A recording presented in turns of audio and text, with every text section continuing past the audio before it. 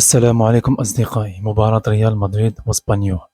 شوط أول تحكم فيه ريال مدريد أغلبه، واستطاع التقدم إلى مناطق جزاء اسبانيول، لكن لم يكن لريال مدريد أي فرصة للتسجيل. على ريال مدريد الإسراع في إخراج الكرة من مناطقه إلى منطقة فريق اسبانيول، وذلك بجعل اللاعب بيلينغهام يلعب أكثر في خط الوسط وينشط خط الوسط بدل من سيبايوس، لأن سيبايوس مهمته هو ربط الخطوط بين الدفاع وخط الوسط وإخراج الكرة وإيصالها إلى أقرب نقطة ممكنة. ومن هنا تبدأ مهمة بيلينغهام باللعب في مناطق الجزاء وتمريرها بين المهاجمين، وهذا ما اعتاد عليه. ومنه أيضا يستطيع أن يسجل بيلينغهام أو يستطيع أن يسجل خارج منطقة الجزاء. مشكلة الشوط الأول فينيسيوس كان بعيد عن الفورمة وبعيد عن اللعب ولم يلمس الكرة إلا قليل، والأسوأ من ذلك في الشوط الأول هو إصابة روديغر ودخول أسينسيو مكانه، مع أنه شاب إلا أنه موهوب على المدرب الاعتماد عليه في باقي المباريات حتى يكون مجال للاعبين الأساسيين أن يرتاحوا.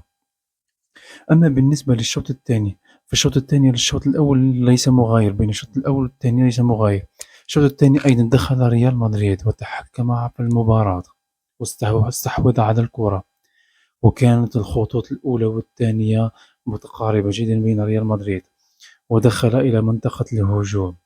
لكن فريق اسبانيول فريق صعب جدا بدنيا وقوي وعنيف جدا، ولديه روح الفوز على ريال مدريد، وهذا ما فعله.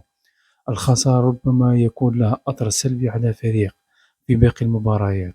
حقيقة مدرب ريال مدريد هو سبب الخسارة كلها.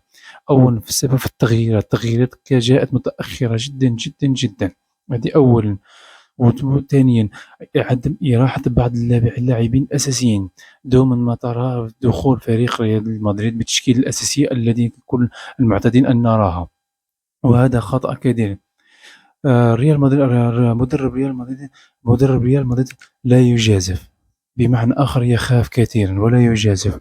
وأكثر وتراه أيضا أنه يبقى يعتمد على مبابي ورودريغو وفينيسيوس وبيلينغهام وإلى آخره، ولا يغير، وكأن ليس لديه أصلا دكة، وهي أصلا دكة ريال مدريد من أفضل الدكك في العالم.